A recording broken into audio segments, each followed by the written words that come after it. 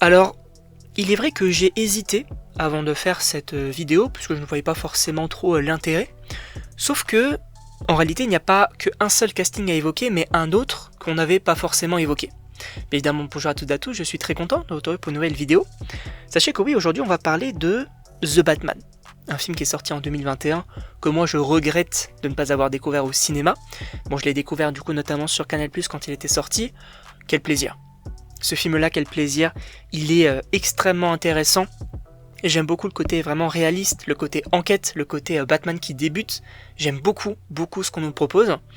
Là, pour ce film-là, j'ai aussi l'impression que voilà, on va continuer à développer tout ça. Alors, on te parle d'un aspect surnaturel, on te parle également de plus de développement du côté des méchants et du lore aussi de Batman.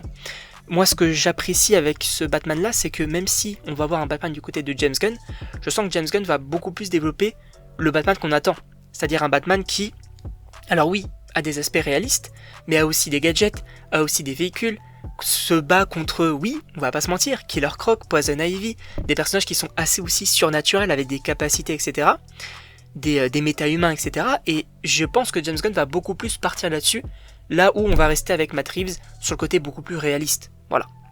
Et bah, ça se confirme avec cette information-là. Alors il faut revenir aussi sur un précédent casting qui avait été effectué pour le film, puisque oui, on aurait du coup Scarlett Johansson, qui voilà, participerait du coup à ce film-là. Moi, ça me chauffe assez, parce que je me suis dit, ok, pourquoi pas, à voir du coup quel personnage elle pourrait interpréter. C'est vrai que j'ai pas forcément trop d'idées, alors j'avais vu du coup des concept art, des fan-made sur possiblement Scarlett Johansson en Poison Ivy.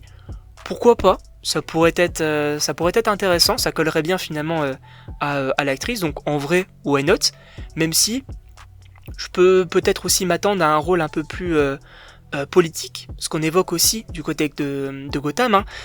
Voilà, le côté aussi, c'était le cas du coup dans le premier film, c'était vraiment une guerre politique. Voilà, on cachait du coup des informations, etc.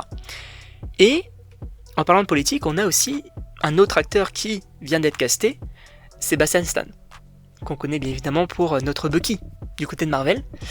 Un acteur que j'apprécie énormément. J'ai pas vu non plus énormément de films avec lui, mais je trouve que c'est un excellent acteur. Et là, pour le coup, sachez qu'il va interpréter tout simplement Harvey Dent dans le film The Batman 2. Alors, qui est Harvey Dent? En gros, c'est Double Face. Donc oui, il va jouer Double Face.